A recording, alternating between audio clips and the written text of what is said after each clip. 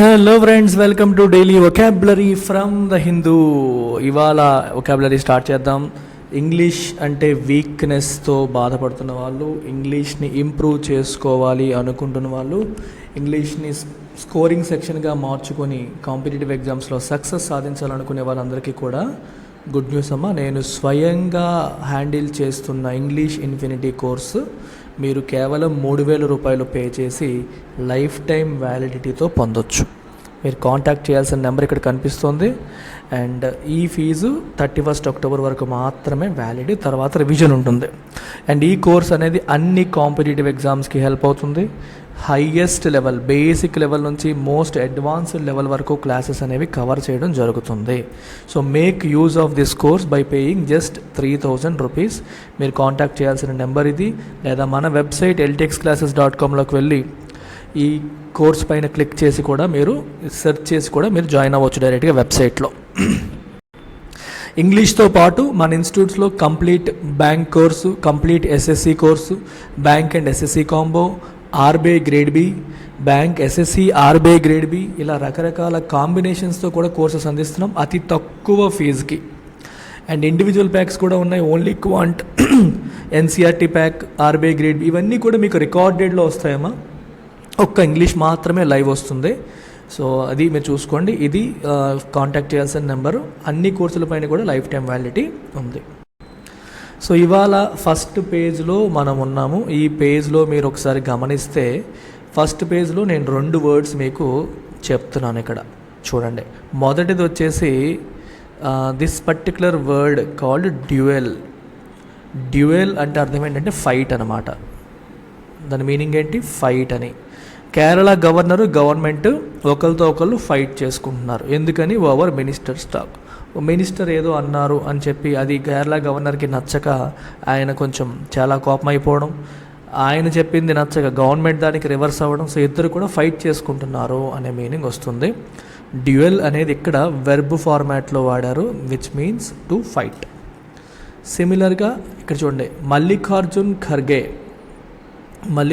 Kharge takes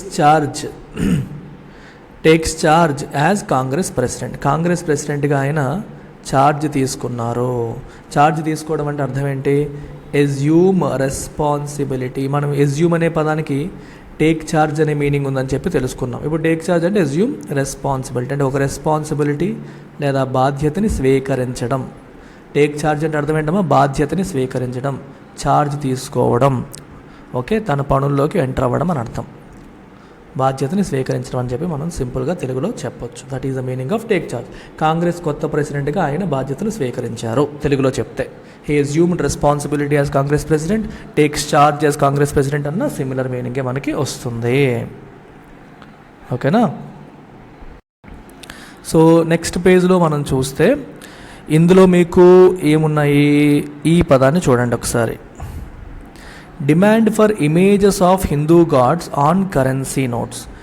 Arvind Kejriwal garu ఏమన్నారంటే, currency నోట్ల పైన హిందూ గాడ్స్ యొక్క ఒకవైపు గాంధీ గారి ఫోటో ఉంటే ఇంకోవైపు హిందూ దేవతలు, మనకి గణేష్, వినాయకుడిది, వీళ్ళ దేవుడి ఫోటోలు కూడా పెట్టండి అని చెప్పి ఈయన అన్నారు. సో ఇలా అనడం అనేది ఇదేం చేస్తుంది? It sparks war of words. మాటల యుద్ధానికి దారితీసింది. ఒక సెక్యులర్ కంట్రీలో మీరు అలా ఎలా అంటారు అని కొంతమంది దానికి అపోజ్ చేయడం అనేది జరిగింది. సో అందుకని మాటల యుద్ధానికి అది దారి తీసింది అని చెప్పి మనం అంటాం. స్పార్క్ అనేది ఇక్కడ ఎలా వాడారమ్మా? ఒక వెర్బ్ రాగా వాడారు. సో ఇక్కడ స్పార్క్ మీన్స్ ఇగ్నైట్ లేదా ట్రిగ్గర్ అంటే మాటల యుద్ధానికి తెరలేపింది, దారి తీసింది. అంటే ఈ పని జరిగేలాగా, కాజ్ సంథింగ్ టు హ్యాపెన్. చూడండి, కాజ్ సంథింగ్ టు హ్యాపెన్. ఇక్కడ ఏం జరిగేలా చేసింది? ఈ మాటల యుద్ధం జరిగేలాగా చేసింది. స్పార్క్ అంటే మీనింగ్ అక్కడ ఇగ్నైట్ అని, ట్రిగ్గర్ అని, which means cause something to happen. ఒకటి జరిగేలాగా చేసింది అని చెప్పి మనం చెప్పొచ్చు. నెక్స్ట్ పేజ్లో ఒక ఇంట్రెస్టింగ్ వర్డ్ ఉందమ్మా. సో ఈ ఇంట్రెస్టింగ్ వర్డ్ మీరు ఒకసారి గమనించండి. 2 asylum inmates to tie the knot. Asylum అంటే అర్థం ఏంటి? శరణాలయం. అసైలం అంటే తెలుగులో క్లియర్గా చెప్పాలంటే శరణాలయం. అంటే మనకి ఏ దిక్కు లేకపోయినప్పుడు మనం అక్కడ శరణు అంటే అక్కడ సెట్ ఉండడం అనమాట, అలా ఉంటారు. ఫర్ ఎగ్జాంపుల్ మీకు బెస్ట్ ఎగ్జాంపుల్ చెప్పాలంటే మనకి మయన్మార్ నుంచి వీళ్ళు రోహింగ్యాస్ అని చెప్పి ముస్లిం కమ్యూనిటీ భారతదేశానికి వచ్చేసారు. ఎందుకంటే అక్కడ ఉన్న ఆర్మీ వాళ్ళపైన ఎథ్నిక్ క్లెన్జింగ్ మొదలుపెట్టింది. ఎథ్నిక్ క్లెన్జింగ్ అంటే ఇంకా ఒక జాతిని నాశనం చేసేయడం, చంపేయడం గట్రా చేస్తే భయపడి వాళ్ళు బంగ్లాదేశ్కి, భారతదేశానికి, చుట్టుపక్కల ఉన్న చాలా దేశాలకి వచ్చేసారనమాట. సో వాళ్ళని ఏమంటాం మనం? రెఫ్యూజీస్ అంటాం. We call them refugee. తెలుగులో శరణార్థి. అంటే వాళ్ళ సొంత దేశాన్ని వదిలి బతుకు తెరువు కోసం అక్కడ బతకలేక వచ్చేసిన వాళ్ళని రెఫ్యూజీ అంటాం. మరి వీళ్ళు స్టే చేయడానికి భారతదేశంలో వీళ్ళకి ఏమైనా ఉంటాయో? ఏమీ ఉండవు. సో కాబట్టి వీళ్ళు ఎక్కడ స్టే చేస్తారు? వీళ్ళు స్టే చేసే ప్లేసే అసైలం లేదా శరణాలయం. అంటే మనకి ఏదీ లేదు, మనకి ఉండడానికి చోటు లేదు, మనకంటూ ఏదీ లేదు అనుకునే వాళ్ళు శరణాలయంలో స్టే చేస్తారని చెప్పి మనం చెప్పవచ్చు. సో ఇలా శరణాలయంలో ఉన్న ఇద్దరు ఇన్మేట్స్ టు టై నాట్ అంటే గెట్ మ్యారీడ్, వాళ్ళు పెళ్లి చేసుకోబోతున్నారు. ఇలాంటి ఒక శరణాలయంలో ఉన్న ఇద్దరు ఇన్మేట్స్ ఏం చేసుకోబోతున్నారమ్మా? పెళ్లి చేసుకోబోతున్నారంట. అందుకనేది ఇక్కడ న్యూస్. ఓకే. అలాగే శరణాలయం అనేది ఇంకో రకంగా కూడా వాడచ్చు. మెంటల్లీ ఇల్, ఎవరైతే మెంటల్లీ ఇల్ పీపుల్ ఉంటారో వాళ్ళకి ప్రొటెక్షన్ ఇచ్చే place, an institution that takes care of mentally ill. మానసికంగా బాధపడుతున్న వాళ్ళు, మానసిక రోగులు ఉండే ప్లేస్ని కూడా అసైలం అంటాము. అలాగే ప్రభుత్వం ఆఫర్ చేసే ప్రొటెక్షన్, హోమ్ కంట్రీని వదిలేసి వేరే కంట్రీలో తలదాచుకునే వాళ్ళకి ఈ కంట్రీ ఆఫర్ చేసే ప్రొటెక్షన్ని కూడా మనం అసైలం అని చెప్పి అంటాం. అర్థమైంది? రెండు మీనింగ్స్ ఉన్నాయి. ఒకటి మెంటల్లీ ఇల్ పీపుల్కి కేర్ తీసుకునే ఒక ఇన్స్టిట్యూషన్ అని, రెండోది ఒక కంట్రీ వదిలి వేరే కంట్రీకి వచ్చిన వాళ్ళకి ఈ కంట్రీ, హోస్ట్ కంట్రీ వాళ్ళకి ఇచ్చే ప్రొటెక్షన్ లాంటిది. ఆ రకంగా కూడా తీసుకోవచ్చు. శరణాలయం అండ్ శరణార్థి ఇలాంటి పదాలు మనం ఇక్కడ చూడవచ్చు. చూడండి ఇక్కడ, TRS intensifies campaign for Munugode by election. తెలంగాణలో మునుగోడు అనే నియోజకవర్గానికి బై ఎలక్షన్ జరగబోతోంది. సో దానికి క్యాంపెయిన్ అంటే ఇక్కడ ప్రచారం, ఎలక్షన్ క్యాంపెయిన్, ప్రచారం అంటాం, ఎలక్షన్ ప్రచారం. ఇంటెన్సిఫై అంటే టు ఇంక్రీజ్ స్ట్రెంగ్త్ లేదా ఇంటెన్సిటీ, తీవ్రతని పెంచడం, తీవ్రతరం చేయడం. తెలుగులో తీవ్రతరం చేయుట. తీవ్రతరం అంటే వాళ్ళు చేసే పని ఇంకా ఎక్కువగా, క్యాంపెయిన్ అనేది ఇంకా ఉధృతంగా ప్రచారం నిర్వహిస్తున్నారు, ఇంకా ఎక్కువ ఇంటెన్సిటీతో ఇంకా ఎక్కువ చేస్తున్నారు అని చెప్పి అర్థం అనమాట. Intensifies campaign for Munugode by election అని చెప్పి మనం చెప్పొచ్చు అక్కడ. సో ఈ పేజ్లో తీసుకుంటే మీకు third person detained in Assam over museum రో. ఇక్కడ మీరు గమనించాల్సిన విషయాలు ఏంటంటే, రో అంటే అర్థమేంటి ఇక్కడ? వరుస అని కాదు. రో అంటే గొడవ, రో అంటే ఒక కాన్ఫ్లిక్ట్, ఒక గొడవ, ఒక ఇష్యూ అని అర్థం అనమాట. మ్యూజియంకి సంబంధించి ఏదో ఒక గొడవ జరుగుతోంది, ఆ గొడవలో మూడో వ్యక్తిని పోలీసులు డీటైన్ చేశారంటే బంధించడం అనమాట. వాళ్ళని కదలనీయకుండా ఆపడం, వాళ్ళ ఫిజికల్ మూమెంట్ని రెస్ట్రిక్ట్ చేయడానికి మనం డీటైన్ అంటాం. ఒకరిని కీప్ సమ్వన్ ఫ్రమ్ మూవింగ్, కదలనీయకుండా వాళ్ళని ఒక చోట ఉంచడం, ఉంచడాన్ని ఏమంటాం మనం? డీటైన్ అంటాం. ఓకే. కదలనీయకుండా కస్టడీలో ఉంచడం అన్నట్టు, అఫీషియల్గా సీజ్ చేయడం, అఫీషియల్గా కస్టడీలో ఉంచడం. సో డిటెన్షన్ అనేది మన ఫ్రీడమ్ ఆఫ్ మూమెంట్ని రెస్ట్రిక్ట్ చేస్తుంది, మనల్ని కదలనీయకుండా ఉంచుతుంది అంట. సో ఏదో ఉంది ఇక్కడ, అదంతా మనకి న్యూస్ తెలియదు, ఆ న్యూస్ చూస్తే మనకి డీటెయిల్గా అర్థమవుతుంది. సో ఎక్యూజ్డ్ అనే పదం మీకు తెలుసు కదా, రోజు వస్తుంది. ఇక్కడ ఎక్యూజ్డ్ అంటే ఎవరు? ముద్దాయిలు. Police get 3 days custody of 5 accused. Coimbatore blast కేసులో 5 ముద్దాయిలు ఎవరైతే ఆరోపణలు ఎదుర్కొంటున్నారో వాళ్ళకి 3 రోజుల పాటు విచారణ చేయడానికి పోలీసులకి కస్టడీ లభించింది. కోర్టు గ్రాంట్ చేసిందనమాట. వాళ్ళకి కోర్టుకి వెళ్ళి అడుగుతారు, మాకు కస్టడీ ఇవ్వండి, మేము ఇంకా వాళ్ళని ఇన్వెస్టిగేట్ చేయాలని అడుగుతారు. 3 రోజులు కస్టడీ అనేది కోర్టు ఇచ్చిందని అర్థం. నెక్స్ట్ ఒపీనియన్ పేజ్లో మీరు తీసుకుంటే చూడండి, ఇక్కడ బ్యూటిఫుల్గా రాశారు, ఆంధ్రప్రదేశ్ ఫ్రీబీస్ కొనండ్రం. కొనండ్రం అంటే ఒక చిక్కుమడి, or you can say a difficult situation, a difficult question. మనకి సమాధానం అంత ఈజీగా దొరకని ఒక క్లిష్టమైన ప్రశ్నని కొనండ్రం అంటాం. ఫ్రీబీస్ అంటే మీకు తెలుసు కదా, ఆంధ్రప్రదేశ్ ప్రభుత్వం ఎక్కువగా ఫ్రీబీస్ ఇస్తుంది, ఉచితంగా, ఉచితాలు అంటాం. అయితే ఈ ఉచితాలు ఇవ్వడం అనేది కరెక్టా తప్ప అనే డిఫికల్ట్ క్వశ్చన్ని ఇక్కడ కొనండ్రం, తెలుగులో చిక్కుముడి అంటాం. Something that is not easy to solve, A question that cannot be easily answered, A problem that cannot be easily solved, అలాంటి దాన్ని మనం కొనండ్రం అంటాం. అయితే ఇక్కడే మీరు ఇంకోటి కూడా గమనించండి, the fine balance between welfare and development has been given a short shift. ఇది చాలా ఇంట్రెస్టింగ్ వర్డ్ ఇది. చూడండి ఇక్కడ మీరు రాసుకోవాల్సిందంటే give something a short shift అంటే మీనింగ్ ఏంటి? ఇది ఒక ఎక్స్ప్రెషన్. ఇది give something a short shift అంటే give little or no attention, దానికి అటెన్షన్ ఇవ్వకపోవడం, లేదా కొంచెం, లిటిల్ అంటే ఆల్మోస్ట్ నో అని అర్థం అనమాట, ఎటువంటి అటెన్షన్ ఇవ్వకపోవడం అని అర్థం. ఇక్కడ చూడండి, రాష్ట్రాలు ఎప్పుడు కూడా ప్రభుత్వాలు వెల్ఫేర్కి డెవలప్మెంట్కి మధ్యలో ఫైన్ బ్యాలెన్స్ అనేది మెయింటైన్ చేయాలి. పూర్తిగా వెల్ఫేర్ వైపు వెళ్ళకూడదు, పూర్తిగా డెవలప్మెంట్ వైపు వెళ్ళకూడదు, రెండింటిని బ్యాలెన్స్ చేసుకుంటూ వెళ్ళాలి. ఎస్పెషల్లీ మన కంట్రీ లాంటివి డెవలపింగ్ కంట్రీస్ అలా ఉండాలి. కానీ ఆ రెండింటి మధ్య మెయింటైన్ చేయాల్సిన బ్యాలెన్స్ ఏదైతే ఉందో ఆ బ్యాలెన్స్కి మన వైఎస్ఆర్సీపీ ప్రభుత్వం అనేది అటెన్షన్ ఇవ్వలేదు, అటెన్షన్ పే చేయలేదు. It has been given a short shift అంటే విచ్ మీన్స్ వెల్ఫేర్ని దీన్ని బ్యాలెన్స్ చేయాలి అనే ఆలోచన వాళ్ళు పెట్టుకోలేదు, వెల్ఫేర్ని దీన్ని బ్యాలెన్స్ చేయాలనే ఆలోచన అనేది పెట్టుకోలేదు. అక్కడ సమస్య, దానికి వాళ్ళు అటెన్షన్ పే చేయలేదు అనేది ఇక్కడ ప్రధానమైన క్వశ్చన్ అనమాట. సో అందుకని ఈ పర్టికులర్ వర్డ్ నేను ఎంచుకున్నాను. సో అలాగే ఇక్కడ మీరు చూస్తే డిస్పైట్ క్రాక్ డౌన్ ఉన్నప్పటికీ pollution spikes sharply in south and west అని చెప్పి, అంటే దీపావళి క్రాకర్స్ వాడకూడదని చెప్పి సుప్రీంకోర్టు పెద్ద తీర్పునిచ్చింది.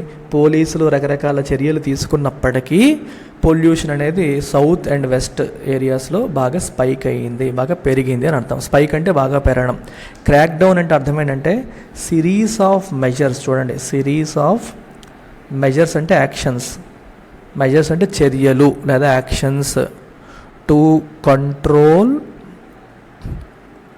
సంథింగ్ బ్యాడ్, ఒక తప్పుడు పనిని లేదా ఇల్లీగల్ యాక్టివిటీని కంట్రోల్ చేయడానికి, అదుపు చేయడానికి ఒక సిరీస్ ఆఫ్ యాక్షన్స్ వరుస పెట్టి తీసుకుంటే దాన్ని క్రాక్ డౌన్ అంటాం. ఫర్ ఎగ్జాంపుల్ డ్రగ్ ట్రాఫికింగ్ని అరికట్టడానికి దేశంలో ముంబైలో డ్రగ్ ట్రాఫికింగ్ చాలా ఎక్కువ అవుతుందని చెప్పి మొత్తం అన్ని పోలీసు బలగాలు ఒకరితో ఒకరు కోఆర్డినేట్ చేసుకొని ఒకేసారి సిటీ నలుమూలల అనుమానం ఉన్న ప్రతి వాడిని తీసుకొచ్చి జైల్లో పెట్టారనుకోండి, that is called crack down on drug trafficking అంటాం.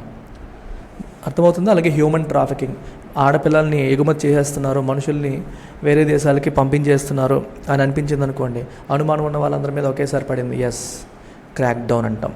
సో అంటే ప్రభుత్వం కానీ కోర్ట్స్ కానీ ఇట్లాంటివి అఫీషియల్ ఆర్గనైజేషన్స్ ఎంటిటీస్ ఏదన్నా ఒక అంశాన్ని పరిష్కరించడానికి, పూర్తి స్థాయిలో దాన్ని పరిష్కరించడానికి ఇలా ఒకేసారి పెద్ద లెవెల్లో యాక్షన్ తీసుకుంటే దాన్ని మనం ఏమంటామా?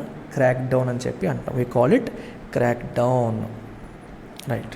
అయితే పొల్యూషన్ని, దీపావళి వల్ల పొల్యూషన్ ఎక్కువ అవుతుంది అని చెప్పి దీపావళి క్రాకర్స్ని బ్యాన్ చేసి చాలా స్ట్రిక్ట్ డెసిషన్స్ తీసుకున్నప్పటికీ కూడా సౌత్ అండ్ వెస్ట్లో దీపావళి తర్వాత పొల్యూషన్ అనేది బాగా స్పైక్ అయ్యింది, బాగా పెరిగింది అని చెప్పి దీని మీనింగ్ అనమాట. సో ఈ పేజ్ మీరు తీసుకుంటే no side should resort to nuclear option, Rajnath tells Shoigu. Okay, Russian defence minister అనమాట. ఎవరు? షోయిగు అనే వ్యక్తి రష్యన్ డిఫెన్స్ మినిస్టర్ అని చెప్పి మనం చెప్పొచ్చు. సో ఆయనతో రాజ్నాథ్ సింగ్ ఏమన్నారు? No side should resort to nuclear option. మీరు కానీ అటు యుక్రెయిన్ కానీ ఇద్దరు కూడా న్యూక్లియర్ ఆప్షన్ని వాడకూడదు. ఇక్కడ రిసార్ట్ టు అంటే అర్థం ఏంటి అంటే టు అడాప్ట్ లేదా implement or follow, adopt or follow అనే మీనింగ్ వస్తుంది. మీరు న్యూక్లియర్ ఆప్షన్ని ఉపయోగించొద్దు, don't use, don't fall back on it అని చెప్పడం. ఫర్ ఎగ్జాంపుల్ స్టూడెంట్స్, మీకు ఒక మంచి ఎగ్జాంపుల్ చెప్తాను, మీకు అర్థమవుతుంది. ఈ రిసార్ట్ టు అనేది ఎలా చెప్తారంటే, అన్ని ఆప్షన్స్ చూసాము, ఇంకేది దొరికినప్పుడు చివరికి అది చేసాము అనే సందర్భంలో వస్తుంది. Students resorted to copying. Students resorted to copying అంటే అర్థం ఏంటి? కాపీయింగ్కి పాల్పడ్డారు. కాపీయింగ్కి పాల్పడ్డారు. చదవడానికి ట్రై చేశారు, చదవలేదు, so the resorted to copying. అలాగే కొన్నిసార్లు మనకి రైతులు ఉంటారు, లేకపోతే ఎవరైనా ఉంటారు, ప్రభుత్వం మీద కోపం వస్తుంది, ప్రభుత్వం మీద శాంతియుతంగా నిరసన వ్యక్తపరుస్తారు. ఎంత శాంతియుతంగా నిరసన వ్యక్తపరిచినా సరే ప్రభుత్వంలో చలనం లేదు, మారట్లేదు అనుకోండి, అప్పుడు ఏం చేస్తారు? They resort to violence. They resort to violence. వైలెన్స్ని మార్గంగా ఎంచుకుంటారు. అంటే ఇక్కడ రిసార్ట్ టు అనేది ఎలా వాడుతున్నాం అర్థమవుతుందా? అంటే ఆ మార్గాన్ని ఎంచుకోవడం. ఇక్కడ మీరు కూడా రష్యా యుక్రెయిన్ వారు ఎప్పటికీ ఎండ్ అవ్వట్లేదు, యుక్రెయిన్ ఎలాగైనా కొట్టేయాలంటే ఇంక నేను న్యూక్లియర్ వెపన్స్ వాడితే దెబ్బకి వాళ్ళు తగ్గిపోతారని భావించి వెళ్ళిపోతారేమో, అలా చేయకండి. మీరు చేయకూడదు, వాళ్ళు చేయకూడదు. You should not resort to nuclear option అని రాజ్నాథ్ రష్యన్ డిఫెన్స్ మినిస్టర్ షోయిగుకి చెప్పడం అనేది జరుగుతుంది. అర్థమైందా? డోంట్ రిసార్ట్ అంటే don't adapt, don't follow, don't use అనే మీనింగ్ మనకి వస్తుంది. సో బేస్డ్ ఆన్ నేను ఇచ్చే ఎగ్జాంపుల్స్ బట్టి మీరు గుర్తు చేసుకోవడానికి ట్రై చేయండి, బట్టి కొట్టద్దు. Just try to remember the examples. Example గుర్తుంటే మీకు అసలు మర్చిపోరు. స్టూడెంట్స్ రిసార్టెడ్ టు కాపీయింగ్ అన్నాను, సో టఫ్గా ఉంది పేపర్ అని చెప్పేసి they resorted to copying. They turn to and adopt అని అర్థం. టర్న్ టు అండ్ అడాప్ట్ అంటే ఆ మార్గం వైపు వెళ్ళడం, అటువైపు వెళ్ళి దాన్ని ఫాలో అవ్వడం అనే మీనింగ్ మనకు అక్కడ వస్తుంది. రిసార్ట్ టు అంటాం. సో ఇదమ్మా కదా.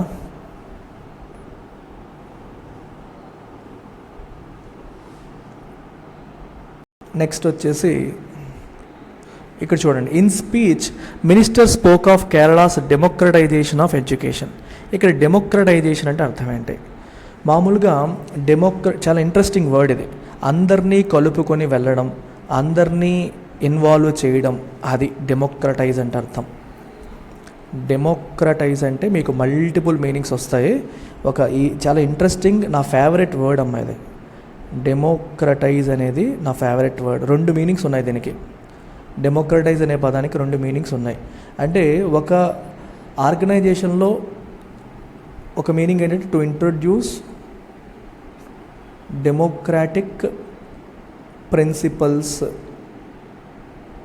అంటే ఇక్కడ ఎడ్యుకేషన్లో డెమోక్రాటిక్ ప్రిన్సిపల్స్ని ఇంట్రడ్యూస్ చేయడం.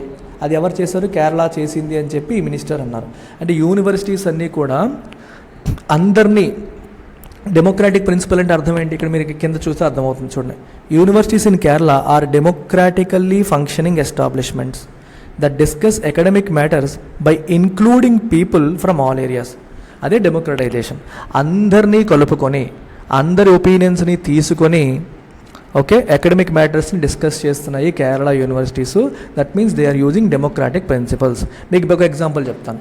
ఒక ఫ్యామిలీ డెమోక్రాటిక్ అని ఎలా చెప్తాం?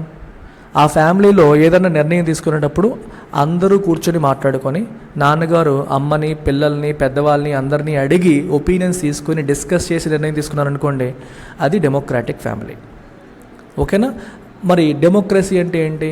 ఏ దేశంలో అయితే ప్రజల యొక్క ఆకాంక్షలు, ప్రజల యొక్క ఒపీనియన్స్, ప్రజల్ని డెసిషన్ మేకింగ్లో ఇన్వాల్వ్ చేస్తారో అది డెమోక్రసీ. అంటే ప్రజాప్రభుత్వం సింపుల్గా బట్టి కొట్టేయకూడదు. ఇప్పుడు ప్రభుత్వం ఒక చట్టం చేస్తుంది అనుకోండి, మీ ఒపీనియన్ చెప్పండి అని చెప్పి గవర్నమెంట్ వెబ్సైట్లో పెట్టి మీ ఒపీనియన్స్ పలానా రోజులోకి చెప్పొచ్చు అని చెప్పొచ్చు. అలాగే ప్రజా సంఘాల నాయకుల్ని పిలిచి మీ ఒపీనియన్ చెప్పండి, మేము చట్టం చేస్తామని చెప్పి అడగవచ్చు. ఇలాంటివన్నీ డెమోక్రసీలో భాగాలు. డెమోక్రటైజ్ చేయడం ఇలాంటి ప్రిన్సిపల్స్. ఇప్పుడు ఫర్ ఎగ్జాంపుల్ కార్పొరేట్ కంపెనీస్ ఉన్నాయి, మొత్తం పైనున్న వాళ్ళే డెసిషన్స్ తీసుకుంటారు, కింద వాళ్ళని మిడిల్ మేనేజ్మెంట్ని అసలు అడగట్లేదు అనుకోండి, అక్కడ డెమోక్రాటిక్ ప్రిన్సిపల్స్ ఫాలో అవ్వట్లేదు. అలా ఫాలో అవ్వని ఒక కంపెనీకి ఒక కొత్త సీఈఓ వచ్చి ఆయన మిడిల్ మేనేజ్మెంట్ని, కింది వాళ్ళని అందరు ఒపీనియన్స్ తీసుకొని అందరితో మీటింగ్స్ పెట్టి డిస్కస్ చేసి మీ ఒపీనియన్స్ చెప్పండి అని అడిగారు అనుకోండి, అప్పుడు ఏమైంది? Democratisation of the company. ఈయన వచ్చాక కంపెనీని డెమోక్రటైజ్ చేశారు, అంటే డెమోక్రాటిక్ ప్రిన్సిపల్స్ని ఉపయోగిస్తున్నారు. క్రికెట్ మ్యాచ్ తీసుకోండి, రోహిత్ శర్మ వైస్ కెప్టెన్తోని, టీమ్ మెంబర్స్తోని డిస్కస్ చేయకుండా ఏకపక్షంగా నిర్ణయాలు తీసుకున్నాడు అనుకోండి, కెప్టెన్ కదా అని చెప్పి. సో డెమోక్రసీ లేదు. ఏది తీసుకున్నా నలుగురితో డిస్కస్ చేసి అందరూ ఒపీనియన్స్ని, సలహాలని అడిగి ఫైనల్ డెసిషన్ తను తీసుకోవచ్చు. కానీ సలహాలు, సూచనలు అడిగాడు అనుకోండి, then there is democracy, internal democracy in that organisation. Parties తీసుకోండి, పవన్ కళ్యాణ్ ఒక్కలే నిర్ణయాలు తీసుకుంటారు, మిగిలిన వాళ్ళు ఒపీనియన్స్ తీసుకోకపోతే ఇంటర్నల్ డెమోక్రసీ లేదు అంటారు. లేదా నలుగురితో డిస్కస్ చేస్తారు, ఒపీనియన్స్ని స్వీకరిస్తారంటే ఇంటర్నల్ డెమోక్రసీ ఉంది. సో ఇలా డెమోక్రసీ అనే పదాన్ని మనం అర్థం చేసుకోవాలి. అర్థమవుతుంది? ఇదొక మీనింగ్. రెండో మీనింగ్ ఏంటి? డెమోక్రటైజ్ అనే పదానికి ఇంకో మీనింగ్ ఉంది. ఒకటి డెమోక్రాటిక్ ప్రిన్సిపల్స్ని ఇంట్రడ్యూస్ చేయడం. రెండో మీనింగ్ ఏంటి డెమోక్రటైజ్కి? To make something accessible to everyone. Very very important. My objective at LTX classes is to democratize UPSC coaching. యూపీఎస్సీ కోచింగ్ని డెమోక్రటైజ్ చేయాలి అనేది నా ఒపీనియన్, నా యొక్క ధ్యేయం అని అనుకోండి. అంటే యూపీఎస్సీ కోచింగ్ అందరికీ యాక్సెసిబుల్గా చేయడం, అందరికీ అందుబాటులోకి తీసుకురావడం. అర్థమవుతుందా? To make something accessible to every one, ఆ మీనింగ్ కూడా ఉంది డెమోక్రటైజ్కి. ఇంకో మీనింగ్ డెమోక్రాటిక్ ప్రిన్సిపల్స్, ఇందాక మీకు చెప్పారు, నలుగురిని కలుపుకొని పోవడం, నలుగురు ఒపీనియన్స్ తీసుకోవడం, ఈ ప్రిన్సిపల్స్ని ఇంట్రడ్యూస్ చేయడం, అది కూడా డెమోక్రటైజ్. రెండు మీనింగ్స్ మనం తీసుకోవచ్చు. సో ఇదమ్మా ఇవాల్టి డైలీ వొకాబులరీ. సో చాలా పదాలు నేను కౌంట్ వేయలేదు, కానీ చాలా మంచి మంచి పదాలు ఇవాళ కూడా మీరు నేర్చుకున్నారు. మీరు డైలీ ఫాలో అవుతూ ఉంటే మీకు పర్మనెంట్గా గుర్తుంటాయి. I try to give loads of examples ఇవ్వడానికి ట్రై చేస్తాను. మీకు అవి ఎగ్జాంపుల్స్ ద్వారా బాగా గుర్తుంటాయి. సో మరొకసారి ఫుల్ ఫ్లెడ్జ్డ్గా నా దగ్గర మీరు నేర్చుకోవాలి. ఒక్క వొకాబులరీయే కాదు, గ్రామరు, వాటితో పాటు డిఫరెంట్ కాంపిటేటివ్ ఎగ్జామ్స్లో వచ్చే అన్ని టైప్స్ ఆఫ్ మోడల్స్ని నేర్చుకోవాలి. బేసిక్ నుంచి అడ్వాన్స్ లెవెల్ వరకు అంటే మీరు ఈ 3000 రూపీస్ పే చేసి నా ఇంగ్లీష్ ఇన్ఫినిటీ కోర్సులోకి మీరు వచ్చేయచ్చు. సో మంచి opportunity, don't miss it. Take care, bye.